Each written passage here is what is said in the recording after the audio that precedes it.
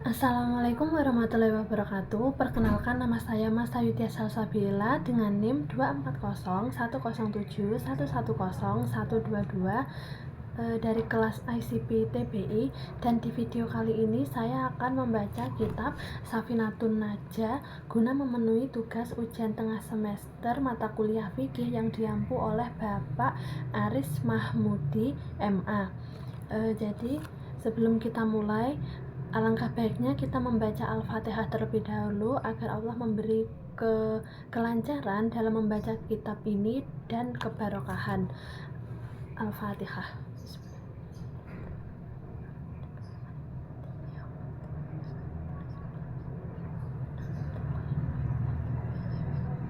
Amin, amin ya rabbal alamin. Baik, jadi saya pertama akan menjelaskan tentang apa itu buku ini. Jadi buku ini membahas tentang dasar-dasar permasalahan fikih menurut mazhab Syafi'i dengan membahas dengan bahasa yang mudah dipahami oleh pemula, dan buku ini dikarang oleh Syekh Salim bin Samir Al-Hadrami. Baik, sekarang saya akan mulai membahas materi yang harus saya bahas. Pertama, ada pasal tentang tasydid pada sholawat. Faslun tasydidatu aqallis sholati alan nabiyyi. Ini sebuah pasal, adapun tasydid pendeknya sholawat atas Nabi. Arbaun, itu ada 4. Allahumma alalami wal mim. Adapun lafaz Allahumma ialah ada di atas lam dan mim. Sholli alal lami, adapun lafaz sholli ialah ada di atas lam. Ala Muhammadin alal mim, adapun lafaz ala Muhammadin ialah ada di atas mim. Jadi tasydid sholawat pendek itu ada 4. Yang pertama, Allahumma tasydidnya ada di atas mim dan lam jalalah. Kemudian sholli tasydidnya ada di atas lam. Kemudian ala Muhammadin tasydidnya ada di atas mim. Berikutnya ada pasal mengucapkan salam. Faslun akullus salam. Ini sebuah pasal, adapun sedikitnya salam. Assalamualaikum tasydidus salami ala sin ialah lafaz assalamualaikum, adapun tasydidnya salam ialah ada di atas sin. Jadi sedikit-sedikitnya kita mengucapkan salam dengan lafaz assalamualaikum, dan tasydidnya salam itu ada di atas huruf sin. Berikutnya ada pasal waktu sholat. Faslun auqatus sholati, ini sebuah pasal, adapun waktu-waktu sholat. Khamsatun, itu ada 5. Aulu waqtid duhri zawalus syamsi. Adapun yang pertama adalah permulaan waktu duhur ialah tergelincirnya matahari. Wa akhiruhu masiru dhillis syai'i mislahu ghairi dhillil istiwa'i. Wa akhiru, adapun akhirnya zuhur, masiru dhillis syai'i ialah saat terjadinya bayangan benda, mislahu itu sama dengan bendanya, ghairi dhillil istiwa'i selain bayangan waktu istiwa.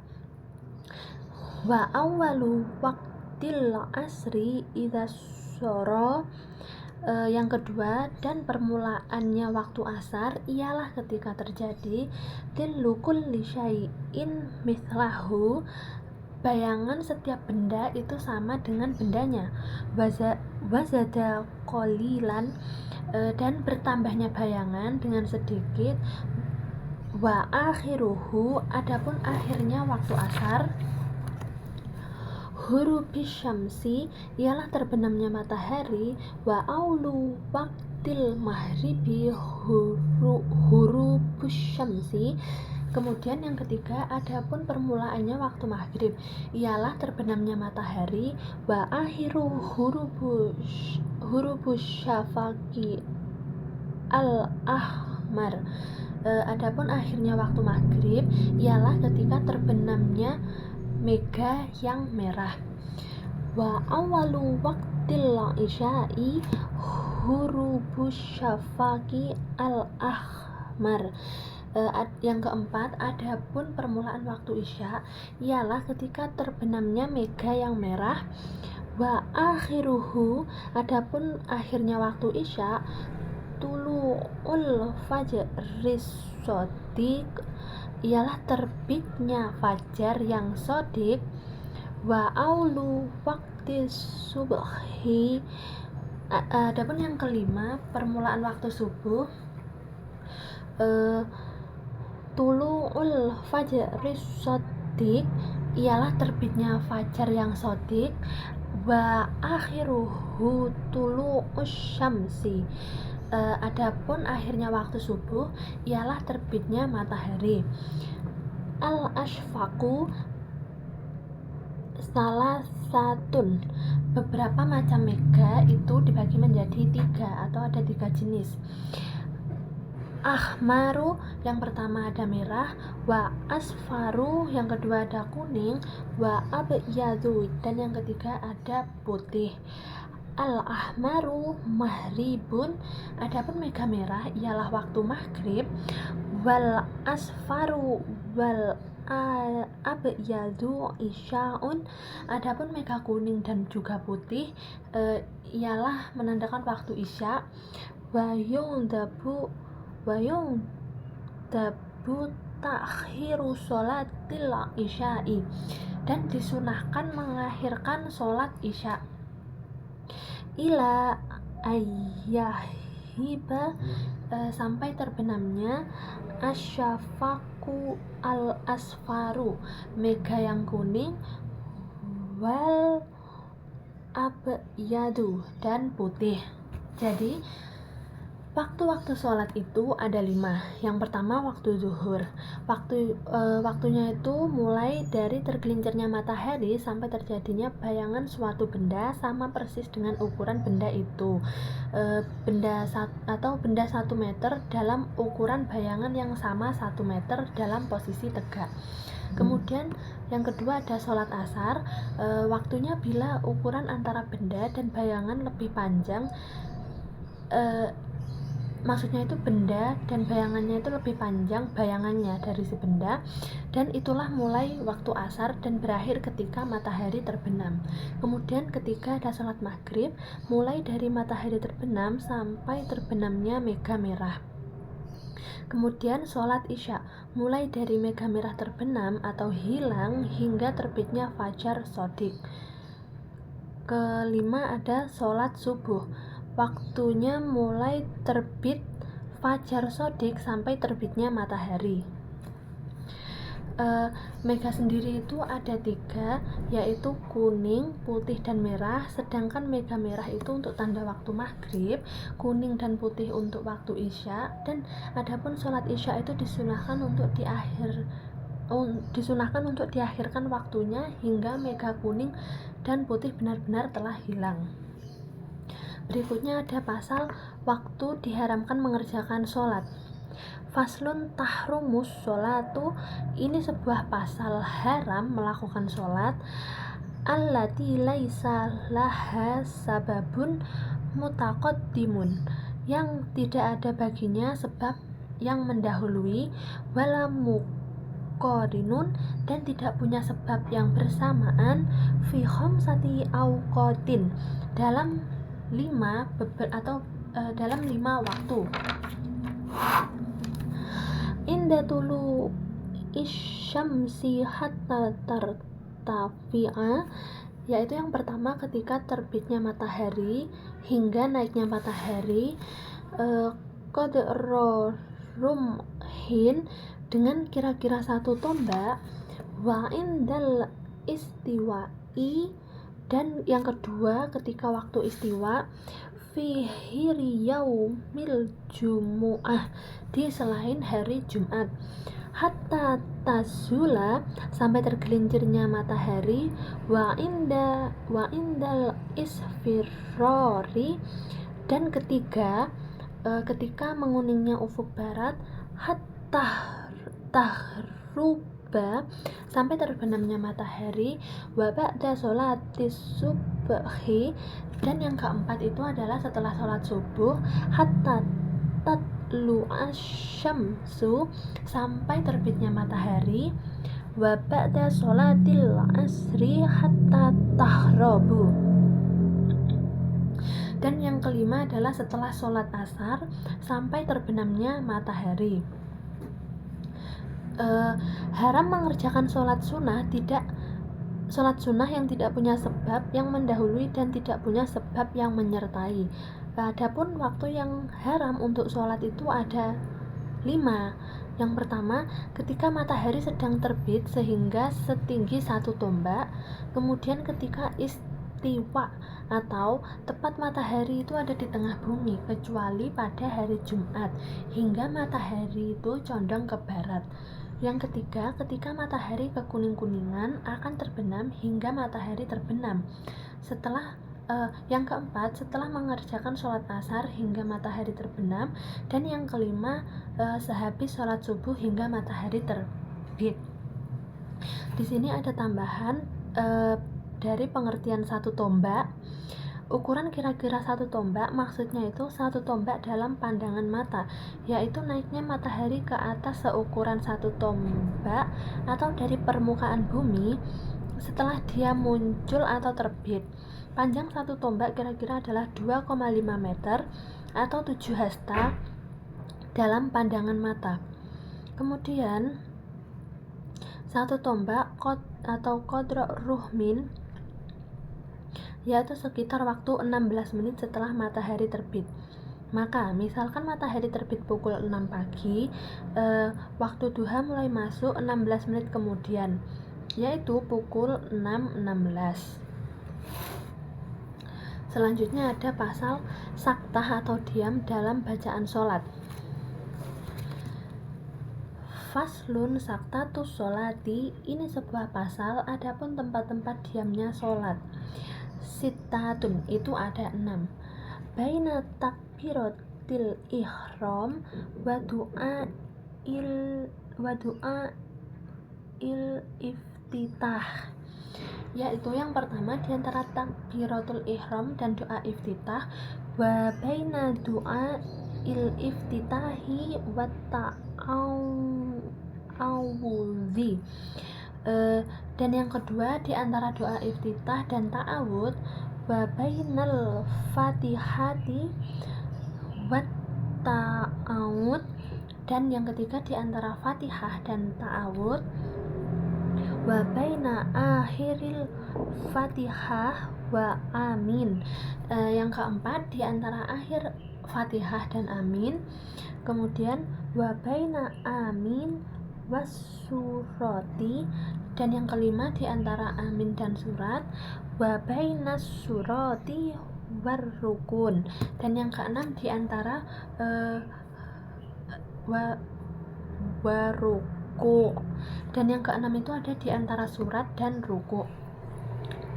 Jadi saktah atau diam sebentar dalam bacaan-bacaan sholat ada 6. Yang pertama antara takbiratul ihram dan doa iftitah, kedua antara doa iftitah dan bacaan ta'awud, ketiga antara membaca fatihah dan membaca ta'awud, keempat antara membaca amin dan akhir fatihah, kelima antara membaca amin dan membaca surat, dan yang keenam ada antara membaca surat dan ruku. Pengertian saktah dalam sholat itu sendiri ialah berhenti sebentar, sekedar mengambil nafas, lalu melanjutkan bacaan atau gerakan sholat berikutnya. Hal ini itu tujuannya agar bacaan dan gerakan sholat terlihat lebih tertib dan rapi dan tidak terkesan terburu-buru. Berikutnya ada pasal tentang rukun-rukun yang wajib tumakninah.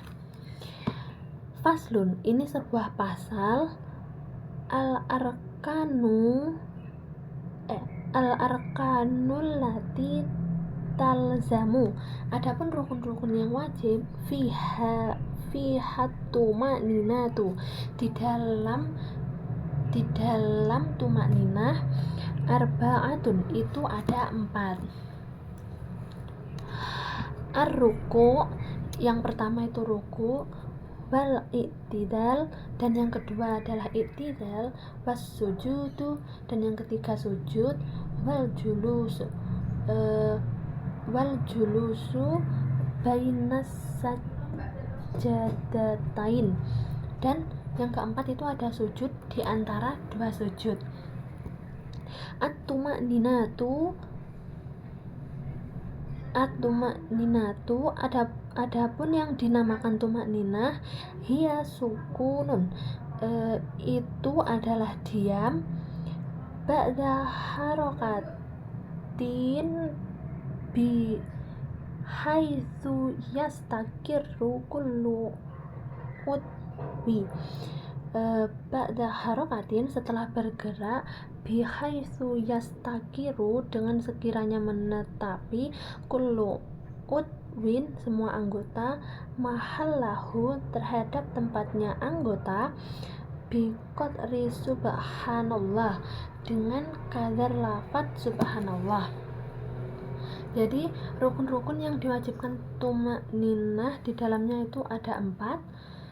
Yang pertama ada ruku, i'tidal, sujud, dan juga duduk di antara dua sujud. Adapun yang dimaksud tumakninah sendiri adalah tenang atau tidak bergerak setelah melakukan pergerakan, dengan sekiranya semua anggota badan sudah menetap pada tempatnya, kira-kira seukuran bacaan subhanallah. Di sini terdapat contoh, penjelasan contoh. Pertama ada ruku. Ketika seorang melakukan posisi ruku, maka dia harus mempertahankan posisinya, membungkukkan badan sekiranya punggung dan leher sejajar atau lurus, dan kedua telapak tangan di atas lutut. Dalam posisi inilah seseorang harus diam sebentar mempertahankan posisinya selama minimal bacaan subhanallah yang kurang lebih itu adalah 1 detik. Kemudian ada juga adapun membaca subhana rabbiyal azimi wa bihamdi adalah sunnah. Berikutnya ada pasal sebab-sebab melakukan sujud sahwi. Faslun, asbabu sujudis sahwi. Ini adalah sebuah pasal. Adapun sebab-sebab sujud sahwi arba'atun, itu ada 4. Al-awalu tarku ba'din. Adapun yang pertama meninggalkan sunnah ab'ad min ab'adis sholati au ba'dil ba'di, dari sunnahnya ab'adnya sholat atau sebagian dari sebagian sunnah ab'ad. As-sani fi'lu ma yubtilu. Adapun yang kedua ialah mengerjakan perkara yang membatalkan, amduhu dengan menyengaja, wala yubtilu sahwuhu idza fa'alahu, dan tidak membatalkan jika lalai idza fa'alahu ketika melakukannya. Nasian dalam keadaan lupa. As-salisu naklu ruknin. Adapun yang ketiga ialah memindah rukun qauliyin yang tergolong qauli atau ucapan, ila ghairi mahallihi pada selain tempatnya,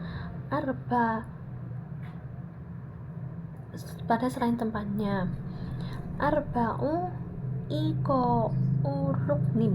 Adapun yang keempat ialah melakukan rukun fi'liyin yang tergolong fi'li atau pekerjaan, ma'ahtimaliziyaditi, serta menanggung tambahan. Sebab-sebab disunahkan sujud sahwi itu ada 4, yaitu yang pertama meninggalkan sunnah ab'ad atau sebagian dari sunnah ab'ad. Kemudian yang kedua, mengerjakan sesuatu yang bila disengaja dapat membatalkan sholat, namun jika dilakukan karena lupa maka tidak membatalkannya. Yang ketiga, memindahkan rukun qauli atau ucapan di lain tempat yang tidak semestinya.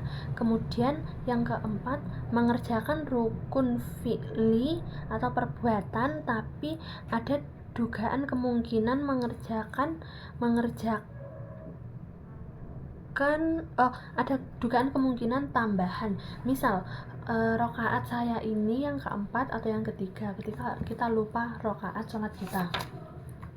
Berikutnya ada sunnah ab'ad, pasal sunnah ab'ad.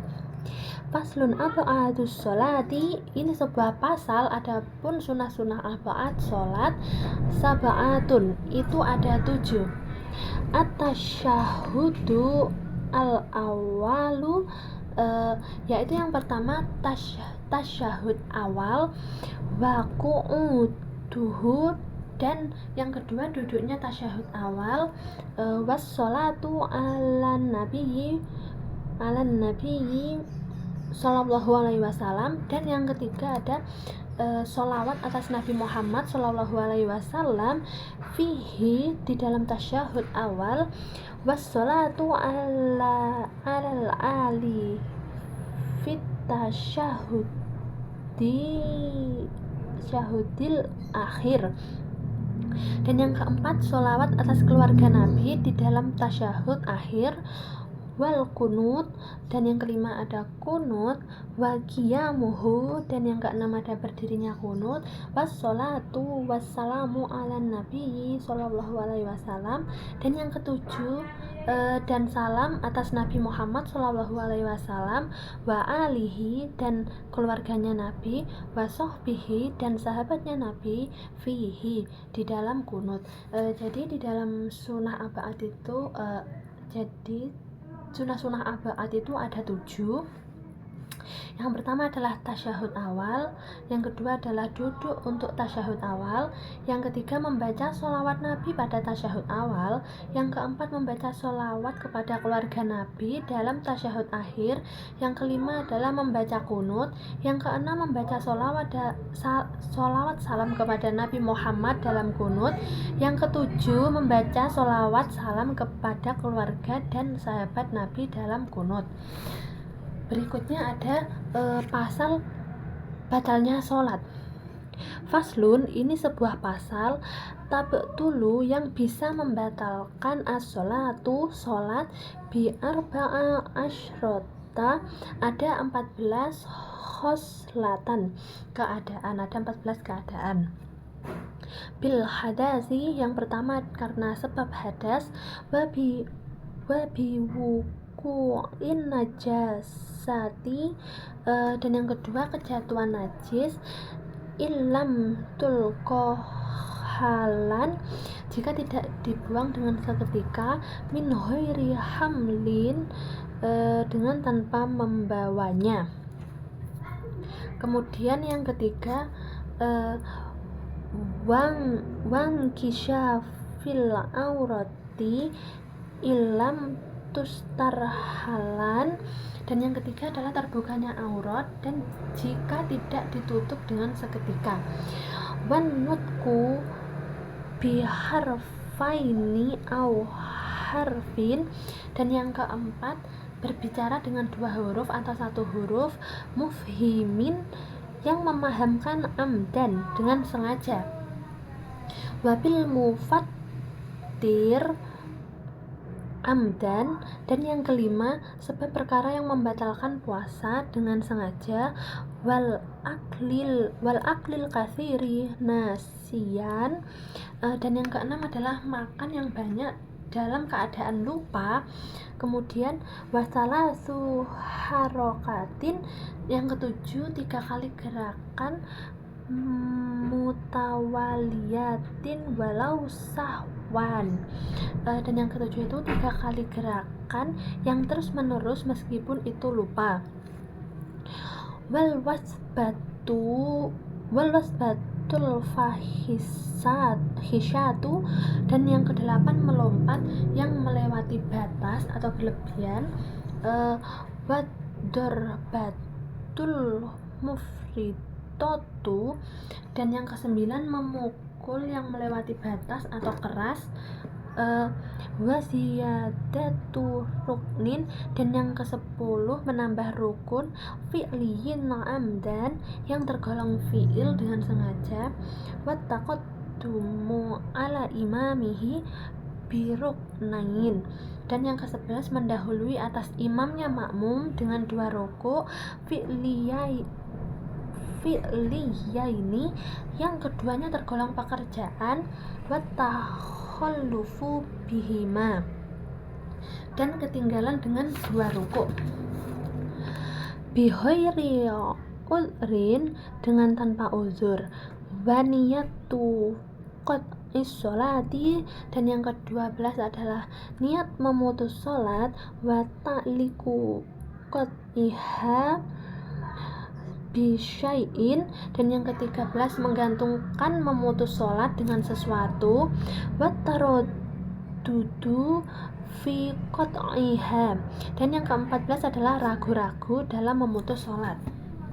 Baik, jadi perkara yang membatalkan sholat itu ada 14 macam.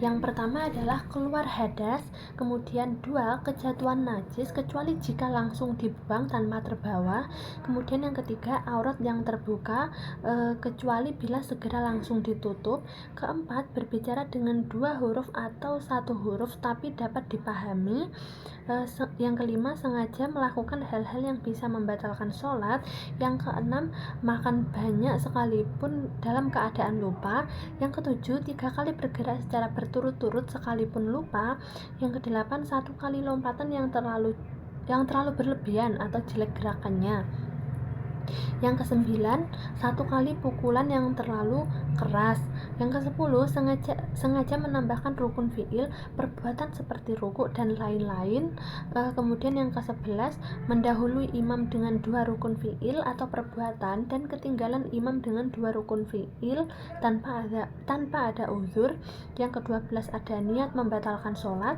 yang ke-13 menggantungkan atau membatalkan sholat, misalnya kalau sedang turun hujan sholat saya akan batal. Kemudian yang ke-14 ragu-ragu untuk membatalkan sholat. Di sini ada tambahan, contoh mendahului imam itu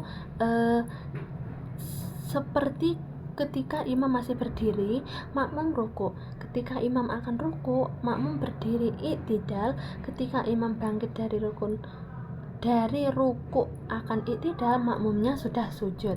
Dan berikutnya ada contoh ketinggalan dengan 2 rukun, seperti imam rukuk terus i'tidal, dan ketika imam akan sujud, makmum baru akan rukuk, atau makmum masih duduk di antara 2 sujud sedangkan imamnya sudah berdiri dan akan rukuk, juga makmum baru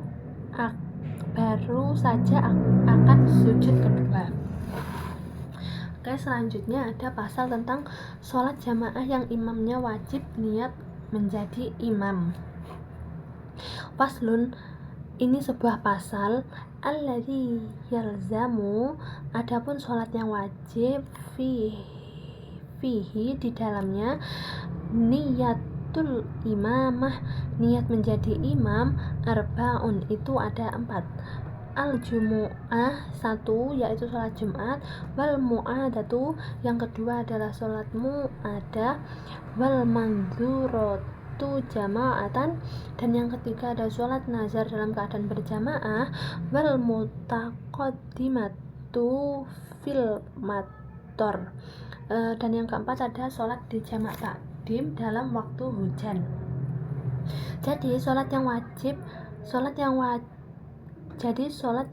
wajib niat menjadi imam itu ada 4. Yang pertama sholat Jumat, yang kedua sholat muadaah seperti orang awalnya sholat munfaridan atau sendirian, kemudian sesuai sholat datang orang lain, lalu orang tersebut sholat kembali secara berjamaah agar mendapatkan fadilah sholatnya. Yang ketiga sholat yang dinazarkan secara berjamaah. Kemudian yang keempat sholat yang dijamak takdim karena turun hujan, dikerjakan secara berjamaah. Di sini ada penjelasan tambahan. Seseorang bernazar bahwa bila ia mendapatkan apa yang dia cita-citakan, maka ia akan sholat subuh berjamaah, misalnya seperti itu. Ketika apa yang ia cita-citakan tercapai dan kemudian ia sholat berjamaah subuh untuk memenuhi nazarnya, bila dalam sholat berjamaah itu ia berposisi sebagai imam, maka ia mesti menambahkan kata imaman di dalam niatnya bersamaan dengan pengucapan takbiratul ihram. Bila tidak demikian, maka ia dianggap sholat sendirian, tidak berjamaah, dan karenanya dianggap melakukan perbuatan dosa karena tidak memenuhi nazarnya. Berikutnya pasal syarat menjadi makmum. Faslun, ini sebuah pasal syuratul qudwati, adapun syarat-syarat bermakmum akhadha asyara, itu ada 11.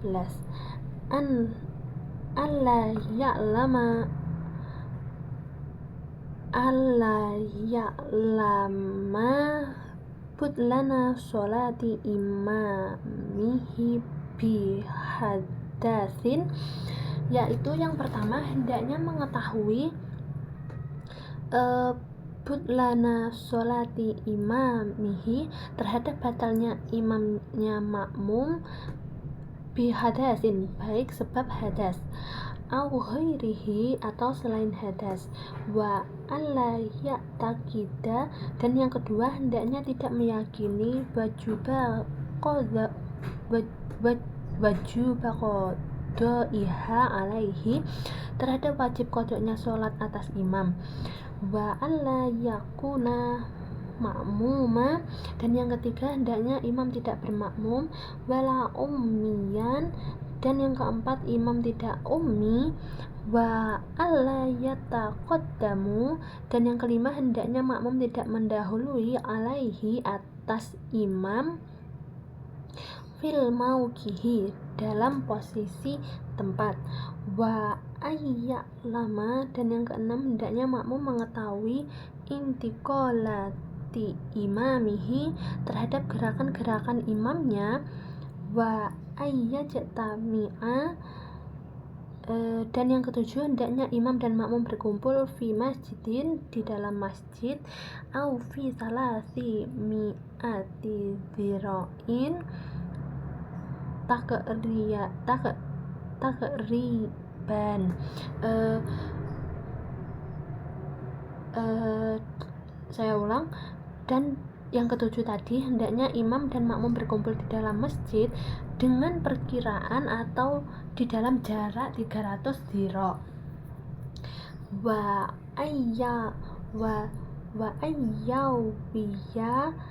ayyawiyal qudwata, dan yang kedelapan hendaknya makmum niat menjadi makmum, au wil jama'ata, atau niat berjamaah, wa ayyatawafaqa, dan yang kesembilan hendaknya cocok natma sholatihima, runtutan sholatnya. Jadi yang kesembilan hendaknya cocok runtutan sholatnya imam dan makmum,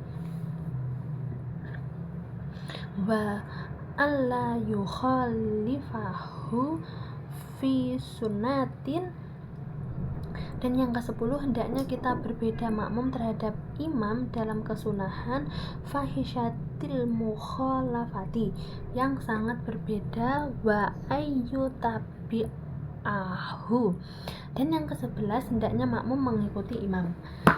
Baik, di sini saya akan menjelaskan syarat-syarat menjadi makmum itu ada 11.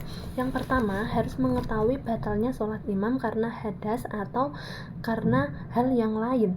Tidak boleh ada anggapan bahwa sholatnya imam itu harus diulang karena tidak sah, itu merupakan yang kedua. Yang ketiga, imam tidak menjadi makmum. Yang keempat, imamnya tidak ummi, artinya tidak fasih qiraatnya.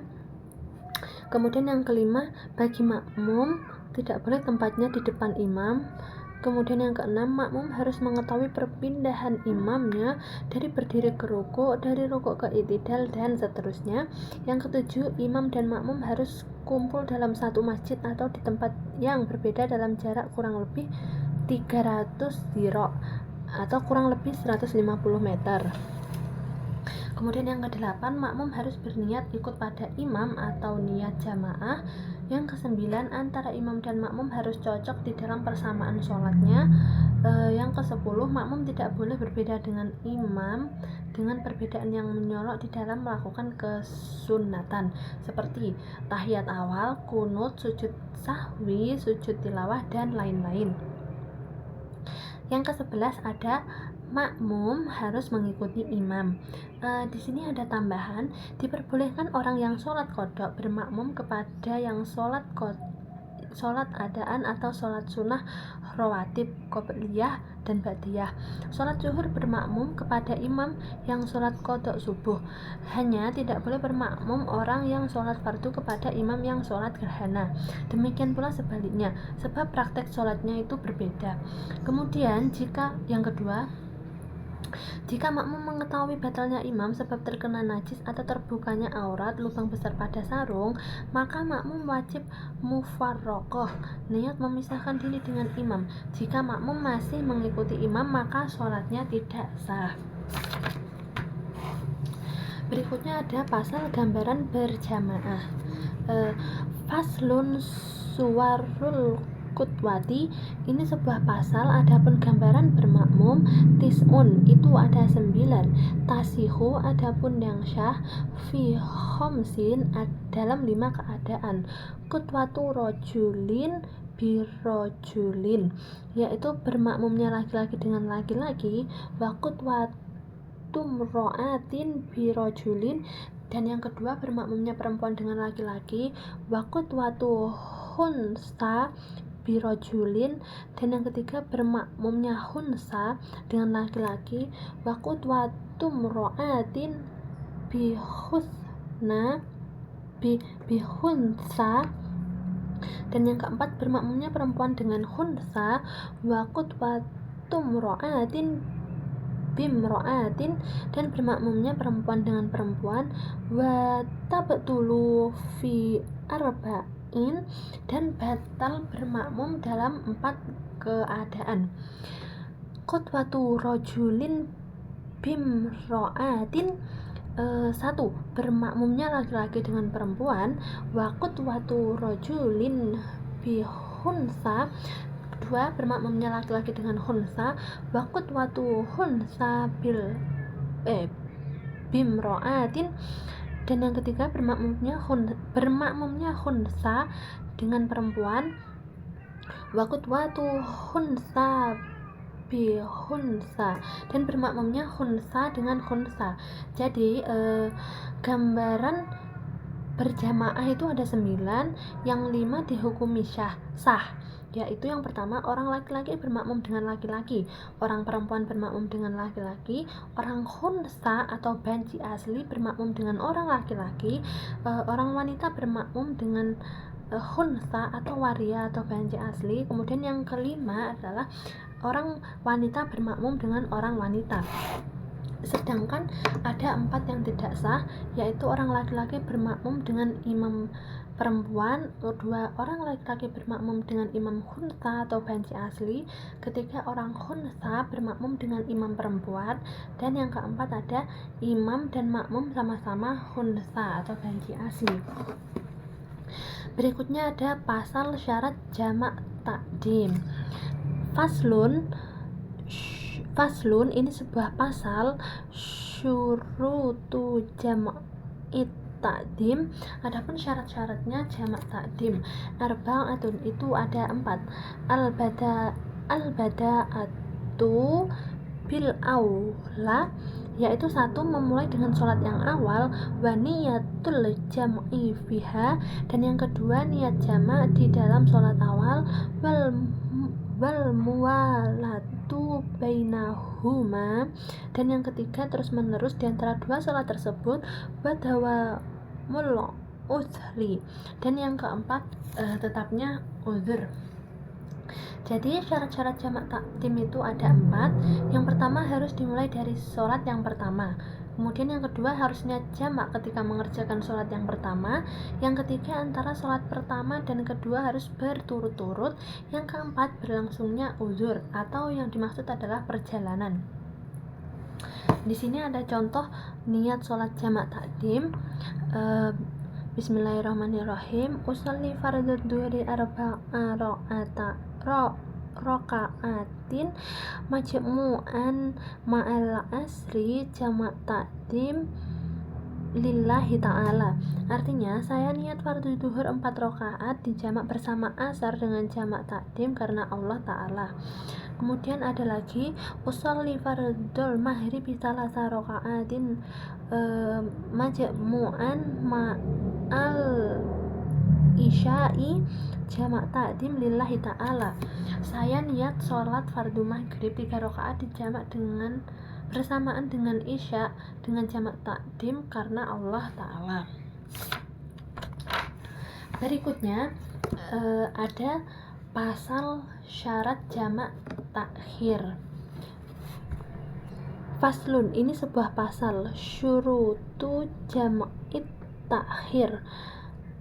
Adapun syarat-syarat jamak takhir, asnani itu ada 2. Niyatut takhiri wa qad baqiya, yaitu yang pertama niat sholat mengakhirkan sholat dan benar-benar tersisa min waqtil ula, dari waktu sholat yang pertama, ma yasa'uha, waktu yang mencukupi terhadap sholat yang pertama, wadawa mul'udri ila tamamis taniyah, dan yang kedua tetapnya uzur sampai sempurnanya sholat yang kedua. Jadi di sini ada syarat-syarat jamak takhir, itu ada 2. Yang pertama, niat menjamak takhir ketika sholat yang pertama, misalnya zuhur atau maghrib, masih mencukupi untuk melaksanakan sholat.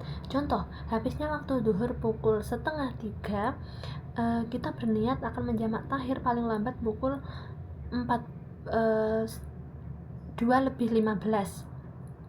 Bila habis waktu maghrib pukul 6:45, kita berniat menjamak takhir paling lambat pukul 6:30. Dan yang kedua berlangsungnya uzur, misalnya itu perjalanan, sampai selesai mengerjakan sholat yang kedua.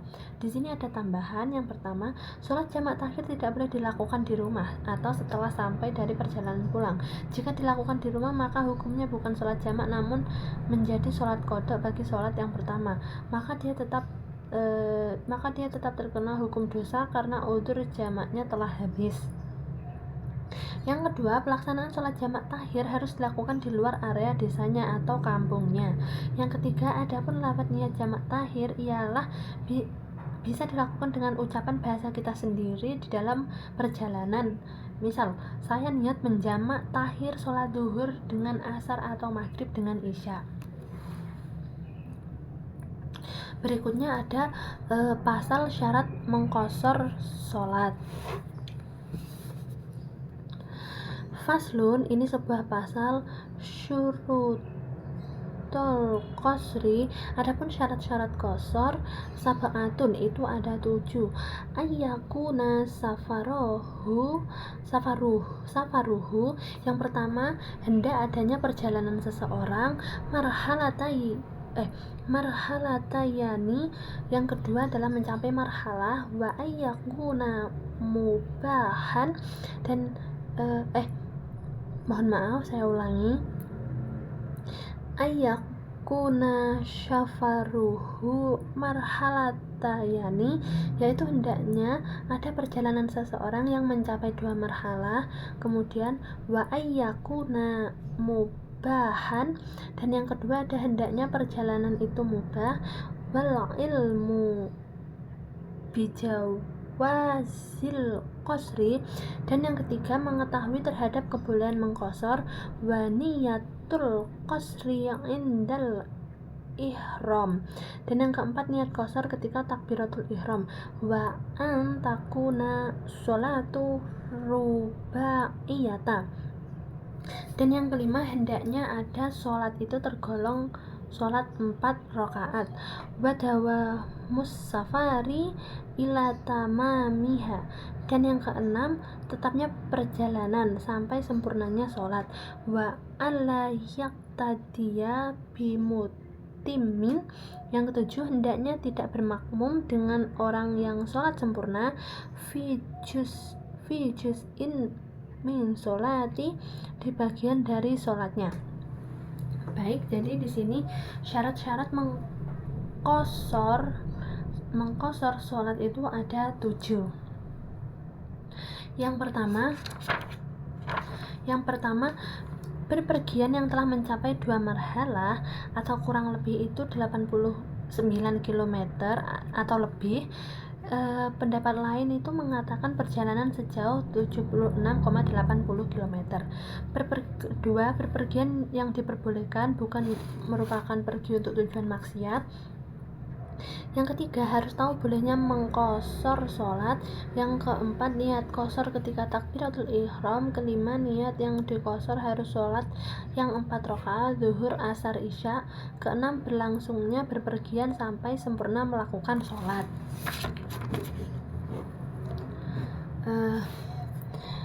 Yang ketujuh, tidak boleh bermakmum dengan imam yang bersembahyang sempurna atau bukan mengqashar sekalipun hanya sebagian rakaat dari sholatnya.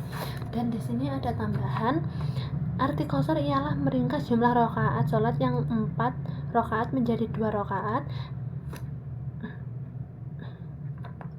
Adapun pasangan sholat jamak qashar ialah zuhur dengan asar, maghrib dengan isya. Adapun sholat maghrib 3 rakaat tetap dilakukannya 3 rakaat, sedangkan sholat zuhur, asar, maghrib dan isya menjadi 2 rakaat ketika diqashar. Sedangkan sholat subuh tidak bisa dijamak ataupun dijamak qashar. Di sini ada beberapa niat sholat jamak takdim qashar dan juga niat sholat jamak tahir qashar. Akan saya bacakan.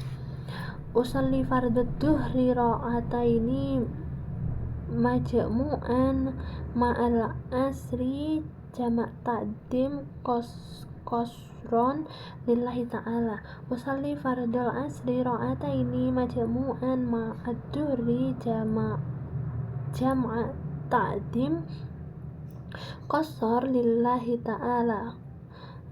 Usolli fardhul maghribi salasa raka'atin majmu'an ma'al isya'i jamak takdim qashron lillahi ta'ala. Usolli fardhul isya'i raka'ataini majmu'an ma'al maghribi jamak takdim qashron lillahi ta'ala. Kemudian berikutnya ada niat jamak tahir qashar. Usolli fardhu dhuhri ra'ataini majmu'an ma'al asri jamak tahir qashron lillahi ta'ala. Usolli fardhul asri ra'ataini majmu'an ma'ad dhuhri jamak tahir qashron lillahi ta'ala. Usolli fardhul maghribi salasa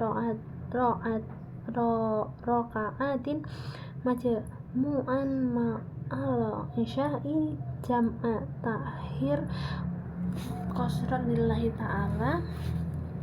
Usolli fardhul isya'i raka'ataini majmu'an ma'al maghribi jamak tahir qashron lillahi ta'ala. Berikutnya ada pasal syarat mendirikan sholat Jumat. Faslun syurutul Jum'ati. Ini sebuah pasal. Adapun syarat-syarat sholat Jumat sitatun, itu ada 6. Antakunu kulluha. 1. Hendaknya semuanya sholat Jumat fi waktu zuhri, dilakukan di waktu zuhur, wa antuko ma fi hitotil baladi. Yang kedua, hendaknya sholat dilaksanakan di tengah-tengah pemukiman, wa antusolliya jama'atan. Dan yang ketiga, hendaknya sholat Jumat dilakukan dengan berjamaah, wa ayyakunu. Dan yang keempat, hendaknya sholat Jumat arba'ina, itu dilakukan oleh 40 orang ahroron, yang semuanya itu merdeka.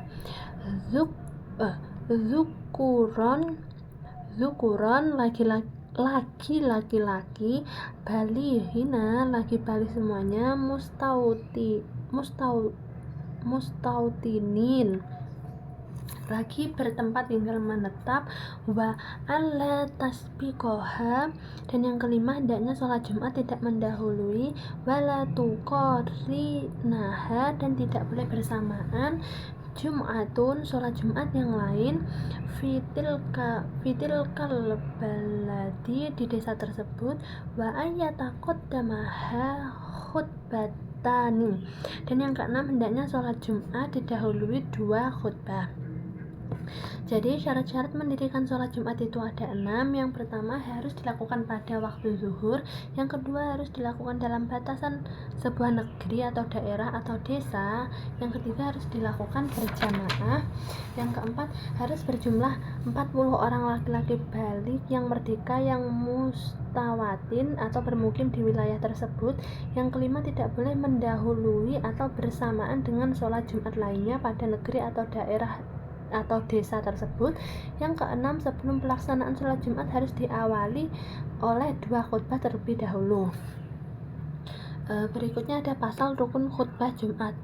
Faslun arkanul khutbatain, ini sebuah pasal. Adapun rukun-rukunnya 2 khutbah, khamsatun, itu ada 5.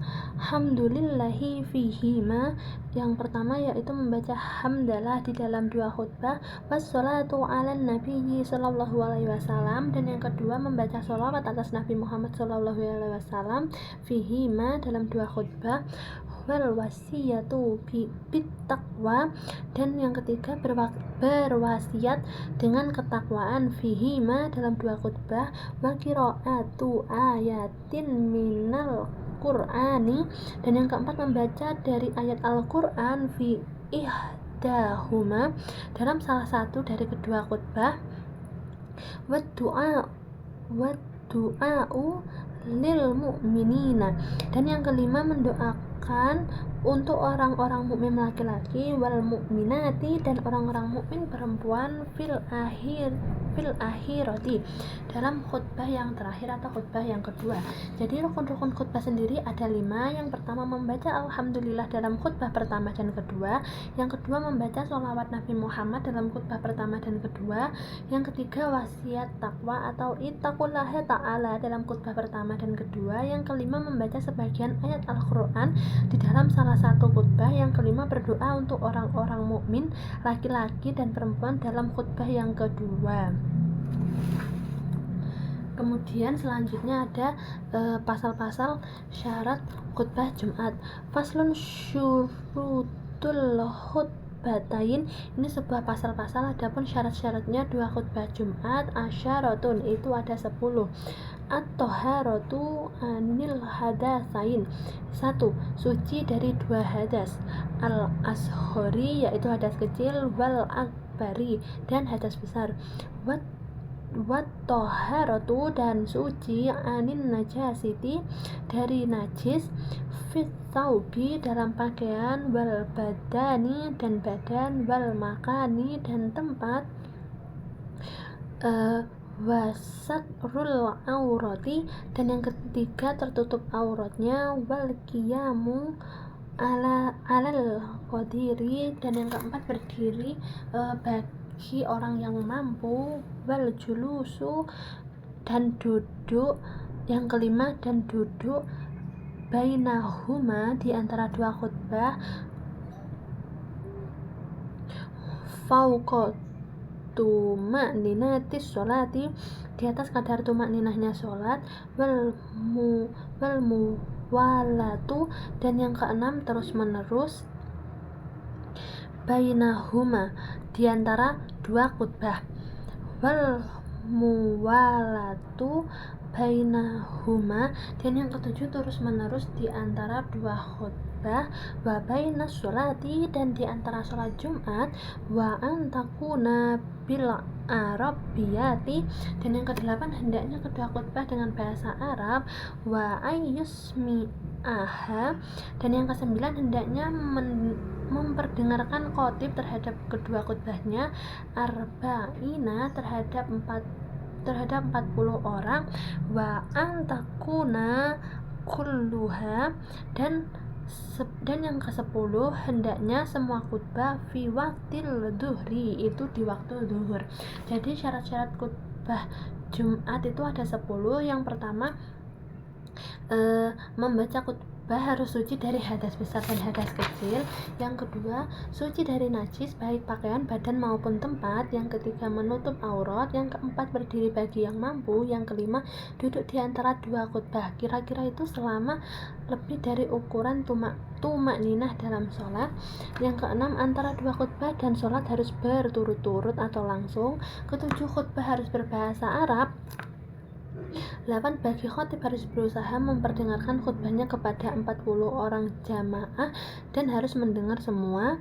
Ke-9, kedua khutbah harus masih di dalam waktu zuhur.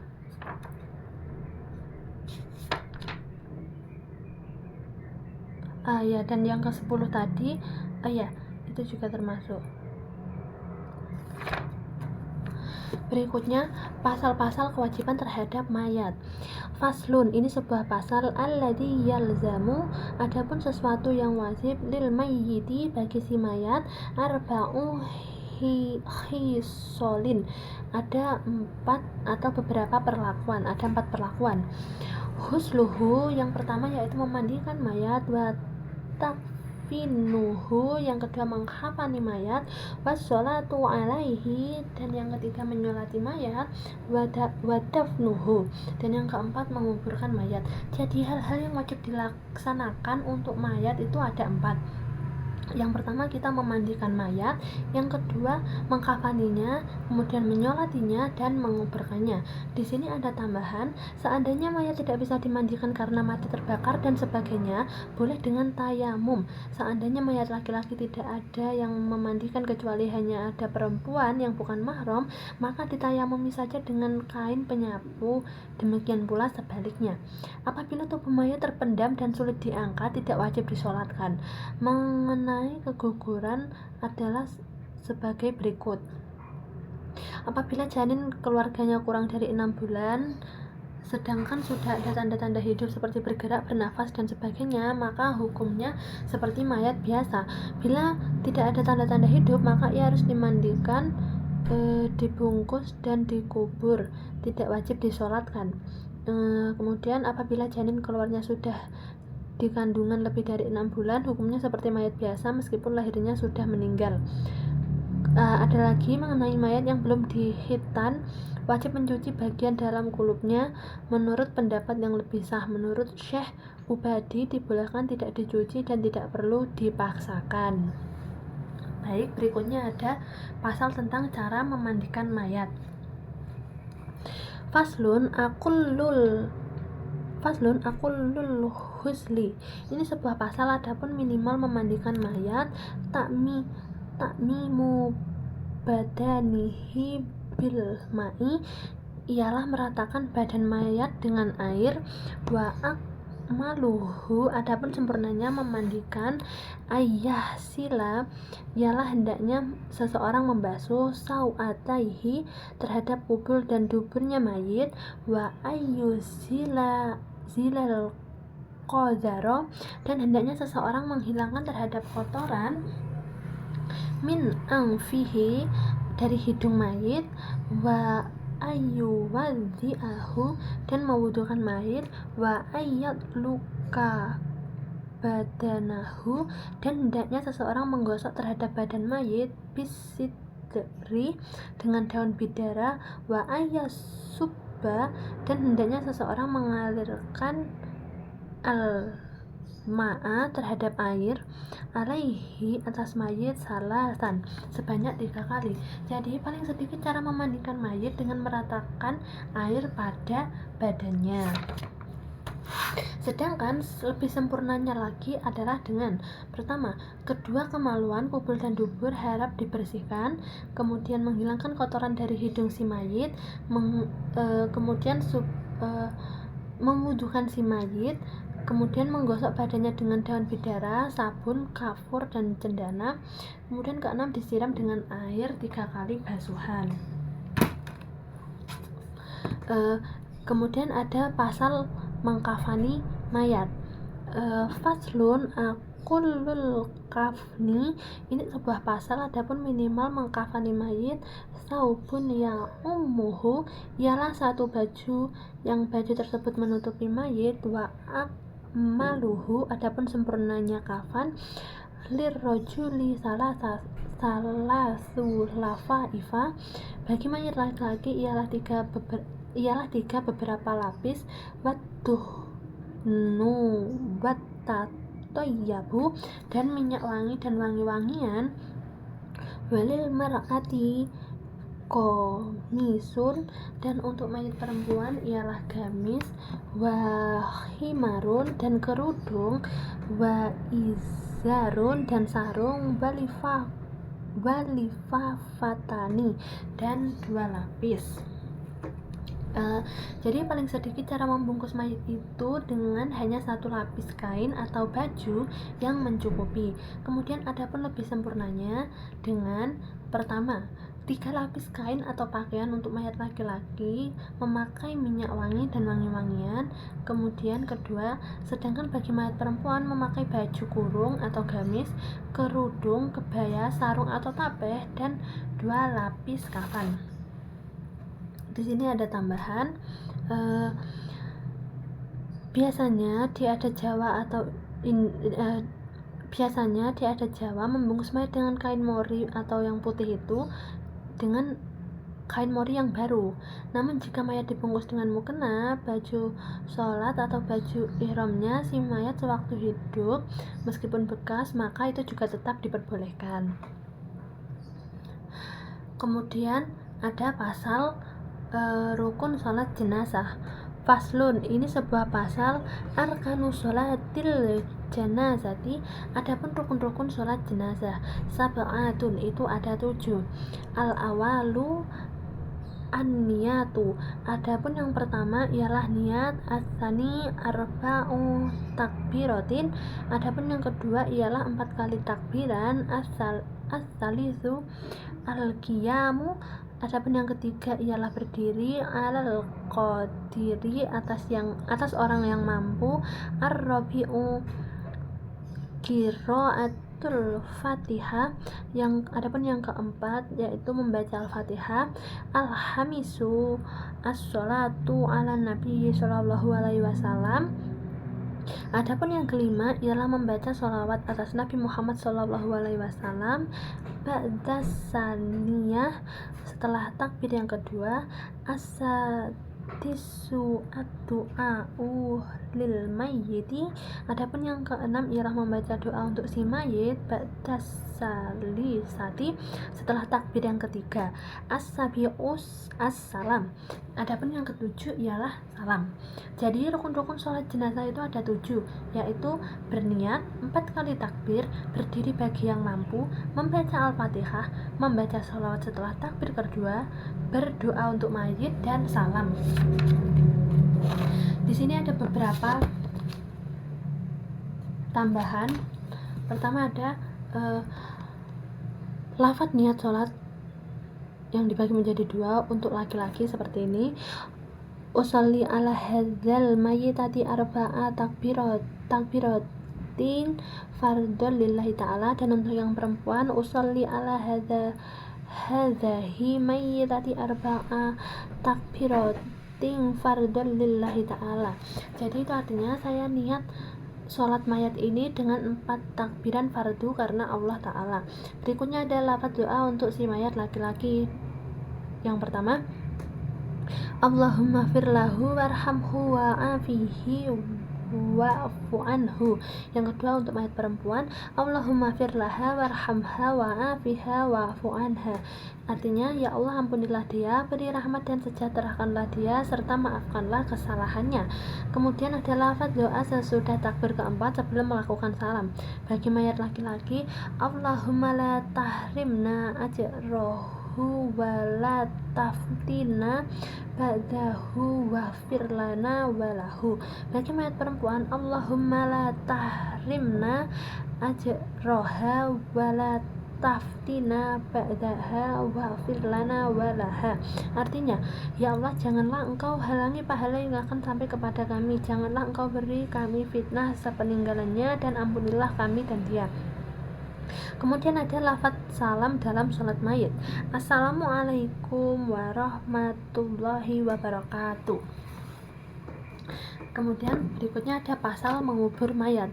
Faslun, ini sebuah pasal aqullu dafni, adapun minimalnya mengubur. Khufratun, ialah sebuah lubang taktumu raihatahu, yang dapat menyembunyikan terhadap baunya mayit.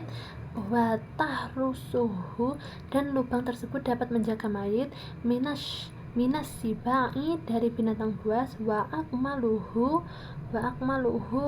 qomatun, adapun sempurnanya mengubur ialah setinggi badan. Wa bastatun, dan selambaian tangan.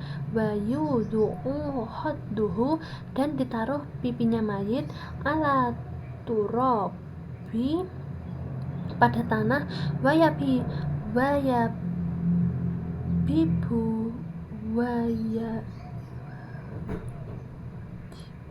wayajibu taujihuhu, dan wajib menghadapkan mayit ilal kiblati, ke arah kiblat.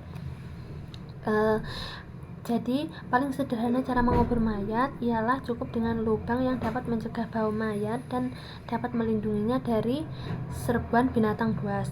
Kemudian sedangkan cara sempurnanya ialah galian sedalam ukuran manusia berdiri dengan tangannya terulur ke atas, kemudian pipi kanan si mayit diletakkan di tanah dan wajib dihadapkan ke arah kiblat. Kemudian ada pasal pembongkaran kubur.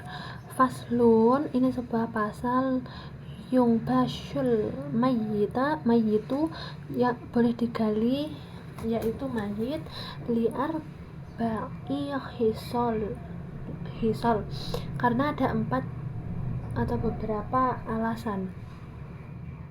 Lil husli, yang pertama karena dimandikan. Idza lam yataghayyar, ketika mayit belum berubah.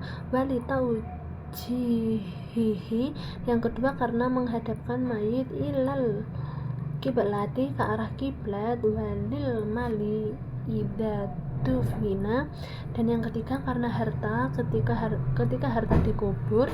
Ma'ahu, bersama mayit. Walil mau'ati, dan yang keempat karena mayat perempuan. Idza dufina, ketika dikubur. Janinuha ma'aha, janinnya bersamanya. Wa amkanat hayatuhu, dan masih memungkinkan hidupnya janin. Jadi mayat dapat digali kembali karena 4 hal, yaitu yang pertama untuk dimandikan karena belum dimandikan dan mayatnya belum berubah. Kedua untuk dihadapkan ke arah kiblat jika kuburannya tidak menghadap ke arah kiblat. Ketiga untuk mengambil harta yang ditanam bersama mayit, kecuali bila termakan dalam perutnya. Harta ini bisa jadi si pengubur dengan dugaan kuat ketika proses penguburan awal ada harta penting dan berharga sewaktu penguburan jatuh ke dalam dan baru diketahui pasca penguburan. Dan yang keempat untuk menyelamatkan kandungan yang dikubur bersama mayat bila ada kemungkinan kuat janin tersebut masih hidup. Berikutnya ada pasal hukum meminta bantuan. Faslun, ini sebuah pasal al-isti'anatu, adapun meminta bantuan. Arba'u hisol, itu ada 4 macam. Mubahatun, yang pertama yaitu mubah. Wahilaful aula, dan yang kedua hilaful aula. Wa ma'ruhatun, dan yang ketiga ma'ruh. Wa wajibatun, dan yang keempat wajib. Fal mubahatu hiya takribul ma'i, adapun mubah adalah ialah mendekatkan air. Wa hilaful aula, adapun hilaful aula hiya sabbul ma'i, adalah menuangkan air. Ala nahwil mutawaddi atas semisal orang yang berwudu. Wal makruhatu adapun makruh ya silu adalah ia tetap bagi orang yang membasuh doahu beberapa anggotanya seseorang. Wal wajibatu hiya adapun wajib adalah lil maridi indal ajzi bagi orang yang sakit ketika tidak mampu. Meminta bantuan mempunyai 4 hukum, yaitu mubah atau boleh, menyimpang dari keutamaan, makruh, dan juga wajib. Adapun mubah yang boleh yaitu meminta bantuan untuk mendekatkan air untuk berwudu. Kemudian yang haiful aula yaitu mengalirkan air ke bagian anggota orang yang berwudu. Kemudian yang makruh meminta bantuan menuangkan air untuk membasuh anggota tubuhnya. Dan yang wajib meminta bantuan bagi yang sakit tatkala ia tidak mampu mengambil sesuatu yang diperlukan seperti air untuk berwudu dan sebagainya. Kemudian ada pasal harta yang wajib dikeluarkan zakatnya. Faslun al-amwalu, ini sebuah pasal, adapun beberapa harta allati talzamu yang wajib fihaz zakatu di dalam harta zakat. Sitatu anwa'i itu ada 6 macam. An-na'amu yang pertama itu adalah binatang ternak, wan naqdani emas dan perak, yang kedua adalah emas dan perak, wal mu'asyaratu dan yang ketiga harta yang dizakati 1/10, wa amwalut tijarati dan yang keempat harta dagang. Wajib buha adapun zakat wajibnya tijarah rubu'u usyriki mati urudit tijarah ialah 1/4, 1/10-nya harga dagangan tersebut. Warrikazu dan yang kelima harta simpanan zaman dulu kala. Wal ma'danu dan yang keenam adalah harta tambang emas atau perak, emas dan perak. Jadi harta yang wajib dikeluarkan zakatnya itu ada 6 jenis. Pertama, binatang ternak seperti kambing, biri-biri, sapi, kerbau atau unta. Kemudian kedua, emas dan perak. Kemudian tanaman yang menjadi makanan pokok sehari-hari. Kemudian yang keempat ada harta perdagangan yang wajib dikeluarkan zakatnya ialah 1/40-nya atau 2,5% dari nilai semua barang dagang. Rikas atau temuan benda kuno atau purbakala yang terpendam. Kemudian ada 6 itu hasil tambang yang terdiri dari emas dan perak. Kemudian di sini ada pasal bab puasa Ramadan. Faslun yajibu saumu Ramadana. Ini sebuah pasal wajib puasa Ramadan bi ahadi amurin sebab salah satu beberapa perkara. Khamsatin ada 5. Ahaduha bikama li Sya'bana adapun salah satunya perkara ialah dengan sempurnanya bulan Sya'ban salatina yauman yaitu 30 harinya. Wasaniha adapun yang keduanya biru yatil hilal ialah sebab melihat hilal fi hakiman bagi seseorang ro'ahu yang melihat hilal. Wa ingkana fasikon meskipun orang tersebut orang fasik.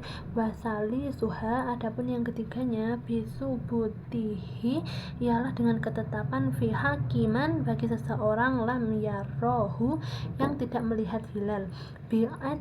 Bi'adli syahadati dengan persaksian orang adil.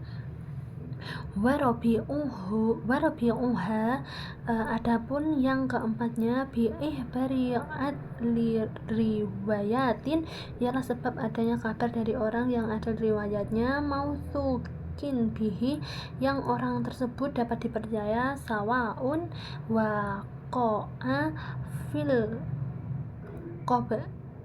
qalbi yang orang tersebut dapat dipercaya itu tertancap dalam hati.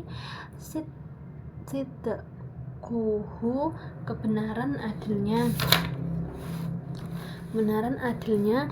alam au ghairi mausukin bihi, atau orang tersebut tidak dapat dipercaya, iwaqa'a fil qalbi, jika tertancap dalam hati, sidquhu, atas kebenarannya, wa khamisuha, adapun yang kelimanya, bidzanni dukhuli ramadhana, ialah dengan menyangka masuknya bulan Ramadan, bil ijtihadi, dengan cara ijtihad, fi man ishtabaha, bagi orang yang samar, alaihi dzalik,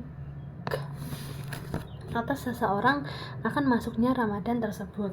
Baik, di sini wajib melakukan puasa Ramadan karena ada salah satu dari 5 ketentuan berikut. Yang pertama, sempurnanya bulan Sya'ban 30 hari bila pada malam ke-30 Sya'ban itu tidak terlihat awal bulan Ramadan karena mendung atau tertutup awan. Kedua, terlihatnya hilal atau bulan sabit bagi yang melihatnya walaupun dia orang fasik atau durhaka. Ketiga, ketetapan hakim dengan terlihatnya hilal dari kesaksian orang yang adil syahadah, orang yang bisa bersaksi di pengadilan bagi orang yang tidak melihatnya. 4. Mendapatkan kabar terlihatnya hilal dari orang yang adil, wilayah yang terpercaya, tidak pernah berbohong kepada orang yang diberi kabar tetapi mempercayai kabar tersebut. 5. Menduga bahwa awal bulan Ramadan telah tiba melalui ijtihad bagi orang yang samar terhadap hal tersebut, yaitu dengan cara melihat bintang tertentu terbit, ilmu hisab atau falak dan sebagainya, seperti orang yang di penjara, nelayan di tengah lautan berbulan-bulan tanpa ada alat waktu, dan lain-lain. Berikutnya ada pasal-pasal syarat sah puasa. Faslun, ini sebuah pasal, syarutu sihatihi, adapun syarat-syarat sahnya puasa, arba'atu asya'a, itu ada 4 beberapa perkata. Islamun, pertama Islam, wa a'lun, yang kedua berakal, wa naqoun, dan suci, min nahwi haidin, dari semisalnya haid, wa ilmun, dan mengetahui, bikaunil waktu, terhadap adanya waktu, qabilan lissaum, itu menerimanya untuk puasa. Adapun syarat sah puasa itu ada 4. Pertama, beragama Islam, berakal, suci dari perkara yang menyamai haid, nifas, dan lain-lain, mengetahui bahwa waktu yang akan dipuasai adalah waktu yang diperbolehkan puasa, bukan hari raya atau hari tasyrik, dan memang bulan Ramadan bagi yang berpuasa. Kemudian selanjutnya ada pasal syarat wajib puasa. Faslun, ini sebuah pasal, syarutu wajubihi, adapun syarat-syarat wajibnya puasa, khamsatu asya'a, itu ada 5 perkara. Islamun, 1 Islam, wa taklifun, 2 mukallaf, wa itofatun, 3 kuat berpuasa, wa sihatun, 4 sehat, wa iqomatun, 5 mukim. Adapun syarat wajib puasa itu ada 5. Yang pertama, beragama Islam, kedua mukallaf atau sudah dewasa bagi lagi berakal sehat, kemudian mampu melaksanakan puasa secara syar'i dan hisi, keadaan yang nyata dan tidak pikun dan bukan kanak-kanak. 4 sehat, yakni tidak sakit keras sehingga tidak kuat baginya puasa. 5 mukim, domisili tetap, tidak dalam keadaan berpergian jauh. Kemudian ada pasal-pasal rukun puasa. Faslun arkanuhu, ini sebuah pasal, adapun rukun-rukunnya puasa, salah satu asya'a, itu ada 3 perkara. Niyatun lailan, yaitu 1 niat di waktu malam, di kulli yaumin fil fardhi, pada setiap hari dalam puasa fardu, wa tarku muftirin, dan 2 meninggalkan sesuatu yang membatalkan puasa, zakiran, dalam keadaan sadar, muhtaron, lagi keinginannya sendiri, khairu jahilin ma'dzur, lagi tidak bodoh yang ma'dzur, wasoimun, dan 3 orang yang berpuasa. Jadi rukun puasa ada 3. Yang pertama, niat di malam hari setiap hari pada puasa yang wajib. Kemudian yang kedua, meninggalkan hal-hal yang membatalkan puasa secara Ingat, tanpa ada paksaan dan bukan termasuk orang yang bodoh yang diterima alasannya atau dimaafkan oleh syariat. Yang ketiga, orang berpuasa bukan sekedar tidak makan atau minum karena bertapa. Berikutnya ada wajib qadha dan kifarat puasa. Faslun, ini sebuah pasal yajibu dan wajib ma'al qadai serta mengqadha lisawum melakukan puasa, al kafaratu serta membayar kafarat, al udma yang besar, wa ta'ziru dan taksir atau hukuman, alaman afsada saumahu bagi seseorang yang merusak puasanya, fi Ramadana di bulan Ramadan, yauman kaliman bijima yang dalam sehari yang penuh sebab berjima, samin yang sempurna, asimin bihi lil saum yang sempurna yang berdosa sebab jima karena melakukan puasa. Wajib mengqadha puasa dan membayar kifarat yang berat serta dihukum taksir bagi orang yang membatalkan puasa Ramadan sehari penuh disebabkan bersetubuh jima yang sempurna. Ia berdosa karena bersetubuh dalam keadaan berpuasa.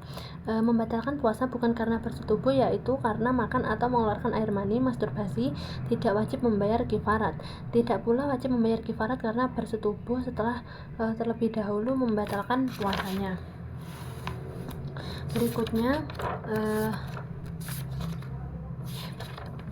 Berikutnya ada pasal sesuatu yang mewajibkan qadhaan kifarah. Faslun wa yajibu, ini sebuah pasal dan wajib ma'al qada'il imsaku serta mengqadha serta menahan lisawum untuk puasa fi sittati mawadi'a dalam 6 hal. Al-awalu fi Ramadana, adapun yang pertama ialah tetap di bulan Ramadan, la fi khairihi, bukan di lainnya Ramadan, ala muta'addin bi fitri, atas orang yang sengaja dengan membatalkan puasanya, wa tsaniyu ala tarikin niyati lailan, adapun yang kedua ialah atas orang yang meninggalkan niat di malam hari, fil fardi dalam puasa fardu, wasalisu alaman, adapun ketiga ialah atas orang tasahharo yang sahur, dzannan baqo al-laili dalam keadaan menyangka terhadap tetapnya malam, fabana hilafuhu, kemudian nampak apa kebalikannya prasangka, warrob'u,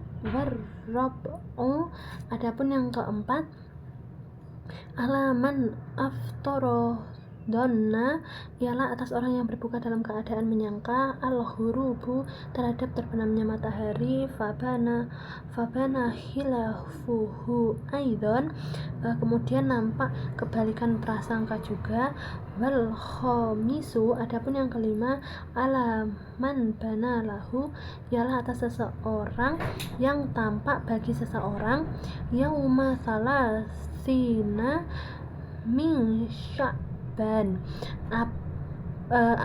apa hari ke-30 dari bulan Sya'ban, annahu mir Ramadana, bahwasanya hari ke-30 itu tetap termasuk Ramadan, wasadidu, adapun yang keenam alaman sabaqohu ma'ul mabalaghati,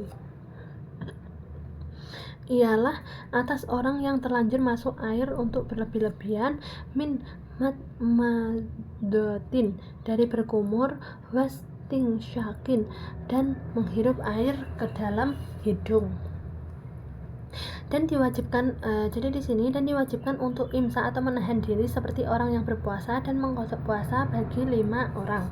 Yang pertama, orang yang dengan sengaja membatalkan puasa Ramadan, orang yang tidak berniat puasa wajib Ramadan di malam hari, orang makan sahur dengan menyangka bahwa waktu malam masih ada ternyata sebaliknya, orang yang berbuka dengan menyangka bahwa waktu buka telah tiba ternyata sebaliknya, orang yang tidak pernah berpuasa 30 Sya'ban dengan menyangka bahwa belum masuk 1 Ramadan Ramadan. Ternyata sebaliknya, orang yang berkumur atau membersihkan hidung dengan secara berlebihan dengan air sehingga menyebabkan masuknya air ke dalam rongga tubuh. Berikutnya ada pasal hal-hal yang membatalkan puasa. Faslun yabtulu saum, ini sebuah pasal menjadi yang membatalkan puasa, biridotin sebab murtad, wa haddin dan haid, wa nifasin dan nifas, au wiladatin atau melahirkan, wa junun dan gila, walau lahdzatan meskipun itu sekejap, wa bi ihmain dan sebab sakit ayan, wa sakarin taat dabihi yang mabuk yang sengaja dengan kemabukannya, in amma jika menerus pingsan dan mabuknya, jami'an nahari di keseluruhan siang hari. Jadi hal-hal yang membatalkan puasa itu murtad atau keluar dari agama Islam, keluar darah haid, keluar darah nifas, wiladah atau melahirkan, gila walaupun sebentar, sakit ayan yang kambuh, mabuk secara sengaja sampai menerus sehari penuh. Di sini ada tambahan, adapun perempuan yang mempunyai darah istihadah, darah kotor atau penyakit tetap berkewajiban melakukan puasa Ramadan. Begitu juga kewajiban lain. Contoh, sholat tetap dilakukan seperti biasa, namun bersucinya wudhu. Orang istihadah 1 kali wudhu hanya berlaku untuk ibadah wajib 1. Adapun untuk ibadah sunnah bebas, dan jika akan sholat wajib maka wudhunya dilakukan setelah datangnya waktu sholat tiba dan sekaligus mengganti celana dalam serta pembalut yang baru atau suci. Berikutnya ada hukum iftar atau membatalkan puasa atau tidak berpuasa. Faslun, ini sebuah pasal, al-iftaru adapun membatalkan puasa fi Ramadhani di bulan Ramadan, arba'atu anwa'in, itu ada 4 macam. Wajibun kama fil haidin, yaitu 1 wajib seperti halnya kejadian orang haid, wan nufasai dan orang-orang nifas, jaizun kama fil musafiri, dan 2 boleh seperti halnya dalam musafir, wal maridi dan orang sakit, wala kama fil majnun, dan yang ketiga tidak wajib seperti halnya dalam keadaan gila, wa muharramun, dan keempat haram, kaman akhara qada'a ramadana, seperti orang-orang yang mengakhirkan qada Ramadan ma'ata makunihi hatta dokol waktu anhu, padahal mungkin baginya sampai sempitnya waktu darinya. Jadi hukum iftar atau membatalkan puasa di bulan Ramadan itu ada 4. Yang pertama wajib seperti orang yang keluar darah haid atau nifas. Kedua mubah seperti pada orang yang berpergian jauh atau orang sakit. Ketiga tidak ada hukumnya, tidak mempunyai sifat hukum seperti orang yang tidak sengaja batal puasanya karena gila. Keempat haram berbuka seperti orang yang mengakhirkan qada puasa Ramadan sedangkan dia mampu mengerjakan sehingga waktu mengqadanya sempit. Berikutnya ada pembagian iftar muka Jawa. Faslun, ini sebuah pasal, wa aqsamul iftari, adapun pembagian membatalkan puasa, arba'atun aidon, itu ada 4 juga. Auluha, adapun pertamanya, ma yalzamu, yang wajib fihi di dalam sesuatu, al-qada'u, apa mengqada, wal fidyatu, dan membayar fidyah, wa huwa isnani, adapun fitrah yang mewajibkan qada dan fidyah itu ada 2. Al-awalu, adapun yang pertama, al-iftaru, ialah iftar li khaufin ala khairihi, karena khawatir atas selain dirinya, wa tsani, adapun yang kedua, al-iftaru, ialah iftar ma'a takhiri qadain, serta mengakhirkan qada, ma'a imkanihi, padahal mungkin baginya, hatta ya'tiya, sampai datang Ramadanun, bulan Ramadan, akhuru, yang lain atau selanjutnya. Wasani hama, adapun keduanya ialah yalzamu fihi, yang wajib di dalam sesuatu, al-qada'u dunal fidyah, dalam sesuatu apa mengkodok tanpa fidyah huwa adapun iftar yang wajib kodok yaksuru itu banyak kamuh ma'alaihi seperti orang pingsan, wasali suha adapun ketiganya ma yalzamu fihi di dalam sesuatu al fidyatu apa fidyah dunal qodoi tanpa mengkodok, wahwa adapun iftar yang wajib fidyah syaikhun ialah orang tua kabirun yang sangat tua, warobi'uha adapun keempatnya la ialah tidak wajib fidyah, wala dan tidak wajib mengkodok, wahwa adapun iftar yang tidak wajib fidyah dan tidak wajib mengkodok al majnun ialah orang gila, alladzi lam yata'adda bijunu nih yang tidak sengaja dengan gilanya. Jadi pembagian iftar terbagi menjadi 4. Yang pertama sesuatu yang mengharuskan kodok dan fidyah, yaitu ada 2. 1. Iftar karena khawatir kepada yang lain, iftar karena mengakhirkan kodok puasa tahun lalu sampai datang Ramadan lagi, sedangkan ia mampu mengkodok sebelum Ramadan yang tahun baru. Kemudian wajib kodok tanpa fidyah banyak contohnya seperti orang yang ayan. Wajib fidyah tanpa kodok seperti orang tua renta yang tidak mampu puasa. Tidak wajib kodok dan fidyah seperti orang yang batal puasanya karena gila tanpa kesengajaan. Di sini ada catatan tambahan. Iftar atau berbuka karena khawatir kepada yang lain seperti memikirkan keselamatan jiwa lain, misalnya menolong orang atau hewan yang tenggelam, ibu yang sedang dalam masa menyusui anaknya, atau hamil karena dikhawatirkan kesehatan bayinya, dan lain-lain. Iftar berbuka mengakhirkan kodok puasa tahun lalu sampai datang Ramadan lagi, ini karena kemalasan seseorang kenapa dari awal-awal tidak mengkodoknya, maka pada tahun berikutnya lagi ia wajib kodok dan membayar fidyah setiap terlambat 1 tahun 1 mud, dan bila 2 tahun dia harus membayar 2 mud, dan begitu seterusnya. Kemudian mud adalah satuan takaran. Ia tidak mudah untuk dikonversi ke dalam satuan berat. Sebagian ulama menyetarakan takaran 1 mud dengan timbangan seberat 0,6 kg. Menurut ulama Syafi'iyah, takaran 1 mud misalnya beras memiliki ukuran yang setara dengan bobot 675 gram atau 6,75 ons beras. Kemudian yang terakhir ada pasal-pasal sesuatu yang tidak membatalkan puasa jika masuk ke dalam rongga tubuh. Faslun, ini sebuah pasal. Alladzi la yuftiru, adapun sesuatu yang tidak membatalkan puasa. Mimma, sebab sesuatu yasilu illal jaufi, yang sampai pada rongga.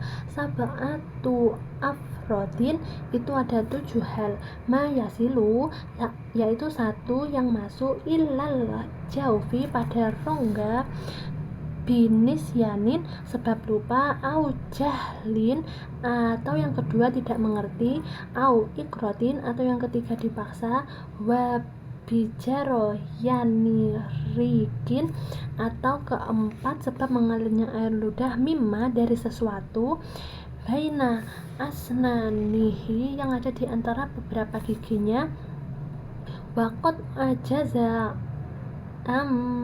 amat jahi dan sungguh tidak mampu dari mengeluarkannya, li'udrihi karena udurnya, wama wasola ilal jaufi dan yang kelima sesuatu yang sampai pada rongga, wakana dan ada sesuatu, hubarotorikin dan ada sesuatu itu debu jalanan, wama wasola ilaihi dan yang keenam sesuatu yang masuk pada rongga, wakana horbalata dakik dan ada sesuatu itu debunya tepung, au zubaban toiron atau yang ketujuh lalat yang terbang, au nahwahu atau semisalnya lalat. Jadi adapun yang tidak membatalkan puasa jika sesuatu masuk ke dalam rongga tubuh itu ada 7 hal ini. Yang pertama, sesuatu benda yang masuk ke rongga secara lupa. Kedua, sesuatu benda yang masuk ke rongga karena kebodohan atau tidak tahu bahwa hal atau perkara tersebut membatalkan puasa. Ketiga, sesuatu benda yang masuk ke rongga secara dipaksa oleh orang lain. Keempat, sesuatu benda yang berada di antara celah gigi masuk ke rongga bersamaan dengan menelan ludah, sedangkan dia tidak bisa meludahkannya. Ada uzur atau kesulitan. Kelima, masuknya sesuatu tanah, jalan, debu ke dalam rongga. Keenam, masuknya tepung pada waktu pengayakan ke dalam rongga. Ketujuh, masuknya lalat atau semisal yang terbang ke dalam rongga tubuh. Baik, sekian pembacaan buku Safinatun Najah dari saya. Mulai dari halaman 39 sampai 62. Sekiranya itu saja dari saya, dan saya memohon maaf yang sebesar-besarnya apabila banyak terjadi kesalahan, terutama kesalahan saya dalam membaca. Mohon dimaafkan dan terima kasih. Wassalamualaikum warahmatullahi wabarakatuh.